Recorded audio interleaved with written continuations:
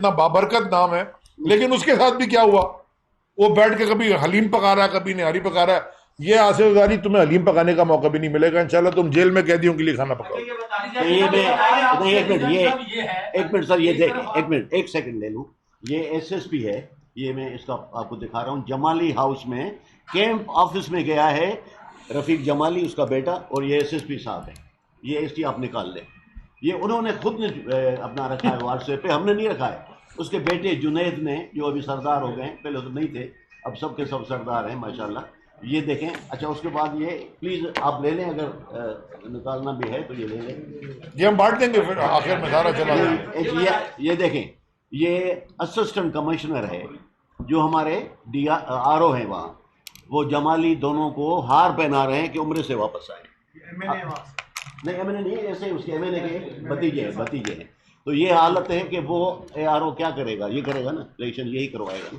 हाल ये देखें। और ये है जिस मुजरिम को पकड़ा है, हथकड़ी लगाई है, एप्स काउंटर है, ये देखें, इसने पकड़ा है, उसको सस्पेंड करके रिवर्स कर दिया। उसका ऑर्डर भी है मेरे पास, मैं आपको दे रहा हूँ, ये देखें, ये पिक्चर देख लें। तो साहब मैं आपको बताऊं, एक डॉक्टर रिजवान यहाँ थे एसपी, जब वो कराची आए, वो ये महमूदाबाद के अंदर एसपी है ईस्ट के, उन्होंने पूरी ड्रग पेडलिंग का एक पूरा डिटेल डॉसियर बनाया, ड्रग पेडलर्स का, यानी कि मनशियात फरोशों का। और उसमें सीधा सीधा आ गया सईद गनी का भाई। यहां जो कैमरामैन खड़े हैं ना कैमरे के पीछे, उनमें से मुझे पता है 3-4 को मैं जानता हूं जो उस इलाके में रहते हैं, और उनको ये पता है कि वो फरहान गनी वहां ड्रग पेडलिंग करता है। वो हाथ भी खड़ा कर रहे हैं सामने, शायद कैमरे के नहीं करेंगे। अच्छा, वो देखो 3-4-5 लोगों ने हाथ खड़े किए, उस सारों को पता है। उसके ऊपर उन्होंने इंक्वायरी शुरू कर दी है। उसके बाद वो शिकारपुर गया, उसने बताया कि इम्तियाज शेख वहां डाकुओं की प्रोटेक्शन कैसे करता है, और वो जो डाकू पकड़ा उसको उन्होंने पीस अवार्ड दे दिया जाके जनाब। माने कि ये तमाशा इसने जो लगाया हुआ पूरे सिंध के अंदर, ये कभी तो खत्म होगा। ये जुल्म का निजाम, तबाही हो गई है। हर 2 साल 3 साल में पाकिस्तान डूब जाता है। जो इमरान खान साहब डैम्स बना रहे थे, जो 5-6 डैम हमारी हुकूमत में शुरू हुए, कोई डैम बनाए खड़े हो जाते हैं, खुद कुछ नहीं करते। वाटर रिजर्वायर इनसे नहीं बनता। खुर्शीद शाह की जमीनों पे पानी कभी खत्म नहीं होता। 1,25 करोड़ रुपए निकले उसके अकाउंट से। हाँ, खुर्शीद शाह की जमीनों पे पानी कभी खत्म नहीं होता। जबरदस्त। आप उसके गांव से गुजरे, जमीनें जहां पे हैं आपको लगेगा फ्लोरिडा में घूम रहे हैं। हाँ, और जहां उसकी जमीनें नहीं है, वो बेचारा सारा वो बैठा रहता है, उसके पास पानी नहीं है, और जब पानी आता है तो इतना आता है कि वो भी तबाही कर जाता है। उनके पास बंद भी पक्के बने हुए। देखें, ये पॉलिटिक्स खिदमत के लिए नहीं कर रहे, ये हुकूमत जुल्म करने के लिए कर रहे हैं। और ये जुल्म करके इन्होंने पूरी सिंध की। मैं आपको जरा, मैं एक आखिरी बात करना चाहता हूँ, जतो ये सब आप ज्यादा, ये जो सिंध की तारीख है ना, 3-4 हजार साल पुरानी तारीख है। ये कोई नया सूबा नहीं है, ये मोहनजोदाड़ो से इसकी तारीख शुरू, उससे भी पहले की है। ये जो सिंध के लोग हैं, जो सिंध के बाशिंदे हैं, हमेशा हमेशा इन्होंने जुल्म के खिलाफ हमेशा लड़ा है। और ये बाबुल इस्लाम भी कहलाता था, क्योंकि सारे सूफी यहां आए। जब शाह अब्दुल लतीफ बिठाई, लाल शाहबाज कलंदर, सज्जल सरमस, और सबसे पहले अब्दुल्ला शाह गाजी, सबसे पहले सूफी पूरे बड़े सगीर में सबसे पहले ये आए थे। 5वें रसूल खुदा की सल्लल्लाहु अलैहि वसल्लम की जो अहले बैत से नस्ल थे, नस्ल पाक से 5वां नंबर है उनका, जाके पढ़ ले, वहां लिखा हुआ है, 5वीं पुश्त है। ये सबसे पहले आए थे सिंध के अंदर। जब पीसफुल लोग आए, प्यार से आए, सिंध ने उनको एक्सेप्ट किया। लेकिन सिंध के ऊपर जब तलवार आई, सिंध लड़ा, हारा या जीता, लड़ा। अंग्रेज आया ना, बंदूकें तोपें लेके, वो तलवारों से लड़ा। सिंध वो है जिसकी असेंबली ने सबसे पहले करारदाद पाकिस्तान मंजूर की थी। सिंध बहुत अच्छा है, सिंधी बहुत अच्छे हैं, हाकिम इसके ऊपर जालिम आ गए, और वो कैसे हैं ये भी आप सबको पता है। एक बात बता दूं। सिकंदर राय पोट्रो एमएनए है, जाम चोरों का सिकंदर राय पोट्रो है। एक सेकंड, राय पोट्रो एमएनए, उसका कजिन इंस्पेक्टर है। गाड़ी चर्च की भरी हुई पकड़ी गई है, गाड़ी चर्च की भरी हुई। सिकंदर राय पोटो, जो मुराद अली शाह का फ्रंटमैन है, और उसको क्या किया, बोले चॉकलेट लेके जा रहा था। हाँ चॉकलेट थी।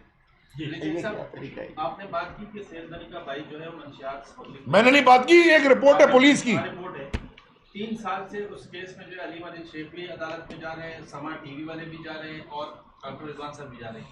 आपकी जब हुकूमत थी तो मिनिस्टर वो अफरीदी साहब भी थे, खटक साहब भी थे। जब राना सनाउल्लाह को पकड़ सकते थे तो इनको भी पकड़ के अंदर कर लेते। भैया इंक्लूडिंग इसमें ये भी कर दें कि इम्तियाज शेख पर भी इल्जाम लगाए गए हैं। तो इम्तियाज शेख जो है अरबाब रहीम के दौर में वजीर भी रहे, तो अब वो मंशियात फरोश हो गए हैं। अब वो अरबाब पहले क्यों खराब हुए? पहले इम्तियाज शेख पे मंशियात फरोश का इल्जाम नहीं लगा, इम्तियाज शेख पे इल्जाम लगा है डाकुओं की पुष्ट बनाई करने का। और मैंने नहीं लगाया। एसपी रिजवान को जब यहां से ट्रांसफर करके शिकारपुर भेजा, क्योंकि वो एक ईमानदार आदमी है डॉक्टर रिजवान, उसने वहां पे इन्वेस्टिगेशन करके वो रिपोर्ट भी दे दी। आप उस रिपोर्ट पे काम करें, आप उस एसपी के पीछे पड़ गए, राशिद के क्या नाम है इसका, रिजवान के। जहां तक आपने बात की, हाँ नहीं वो एफआईए वाला है, ये तो एसपी है।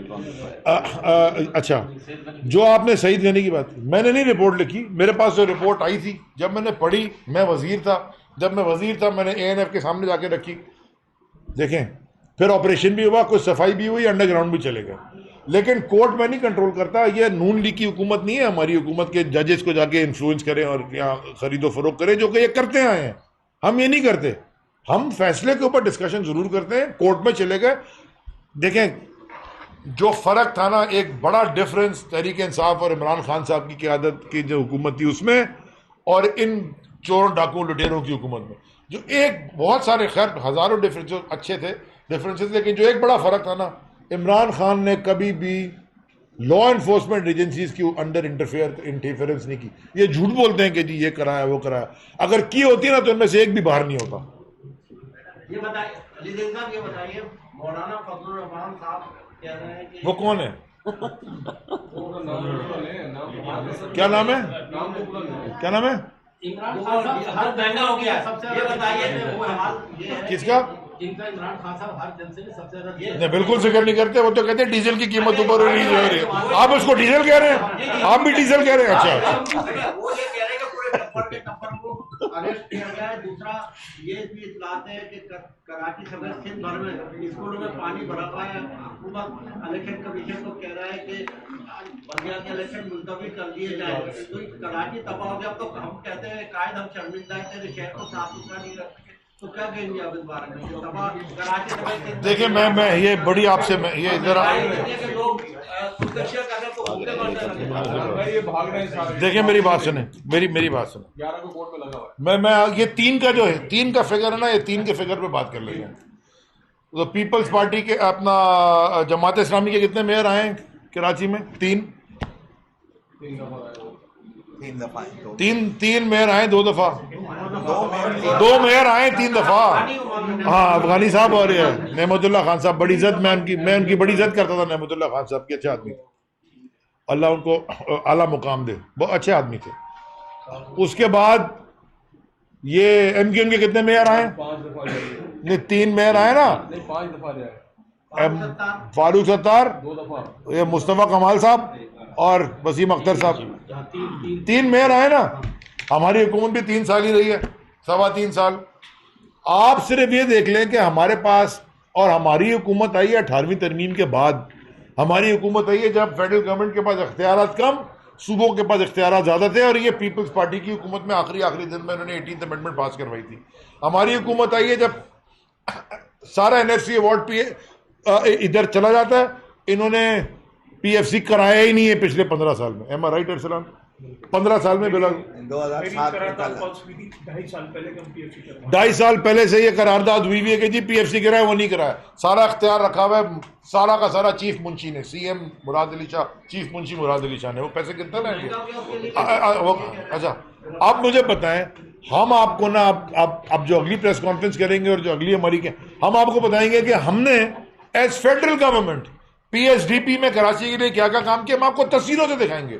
और एसडीजीजी फंड जो थे, जो सोशल डेवलपमेंट गोल्स के जो फंड से जिसके डायरेक्ट हलकों में काम हुआ है, दोबारा हाथ खड़ा करते हैं कैमरे के पीछे लोग जो बैठे हैं, मेरे हल्के वाले तो मुझे नजर आ रहे हैं, जैसे उन्होंने हाथ खड़े किए थे कि पता चला फरहान गनी इन्वॉल्व है कि नहीं। इधर भी हाथ खड़ा करके बता दें कि वहां पे हुए हैं काम के नहीं हुए। जितने भी पैसे मुझे मिले, मैंने अब वहां काम करवाए, हालांकि 104 में एमपीए वो है, मैं वहां से एमएनए हूं, तो हमने 103 में भी कराए और 104 में भी कराए। तो ये पूरे कराची में हुआ ऐसे काम, हम आपको ये पूरा पूरा बताएंगे कि क्या क्या हुआ।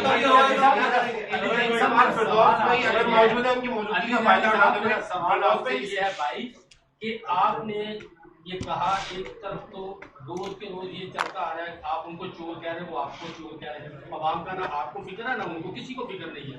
सवाल आपसे ये है कि कल से उनकी प्रेस कॉन्फ्रेंस भी चल रही, आपकी भी चल रही, और ये पीटीआई की तरफ से ये कहा गया कि तोता पहाड़ निकला चूहा। तो ये इतना जो चूहा रिजल्ट है उसके ऊपर इतना बड़ा एहतजाज क्यों है कि पूरे मुल्क के अंदर जो है ना वो इलेक्शन कमीशन का गिरफ्तार किया जा रहा है? जब एक है ही चूहा तो फिर उस पर एहतजाज किस चीज का?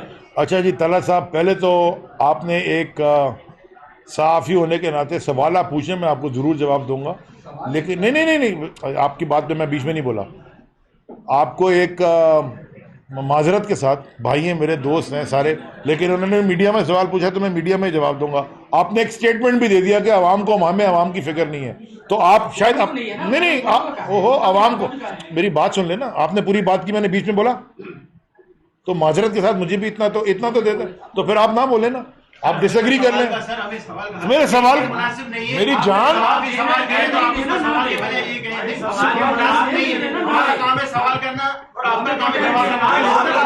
मैं जवाब देने तो देना, आप बीच में बोल, चले आप बोल ले सवाल, आप पूछ लेना,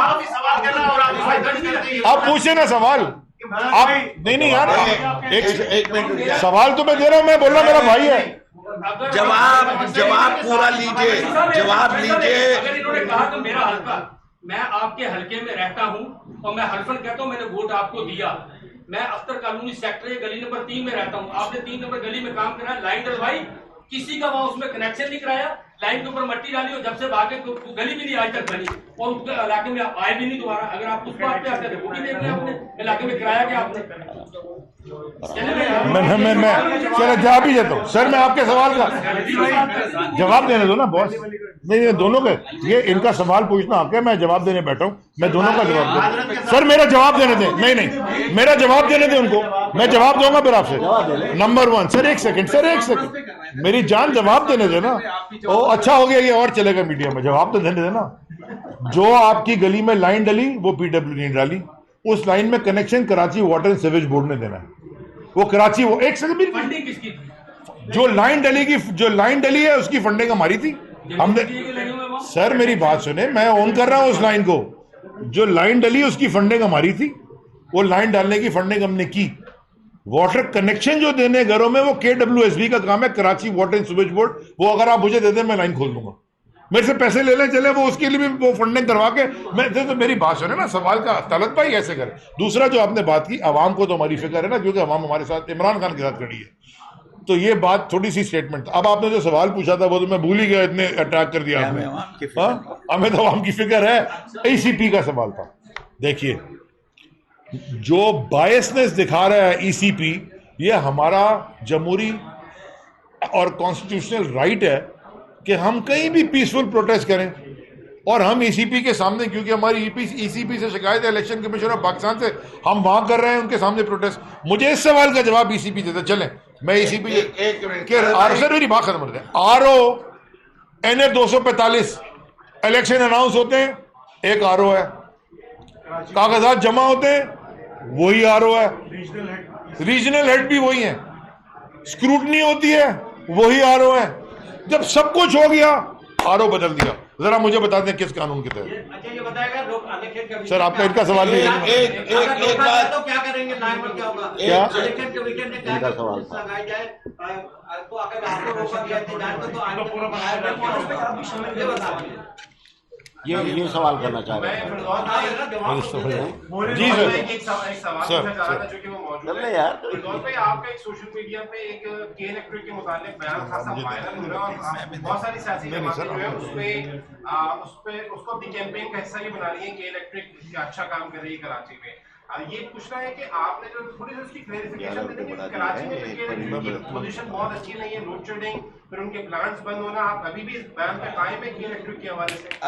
मैं ये समझता हूँ कि पाकिस्तान के अंदर बिजली के निज़ाम को बेहतर करने के लिए मोनोपोलीज ख़त्म करना लाजिम है, और के इलेक्ट्रिक सबसे बड़ी मोनोपोली है।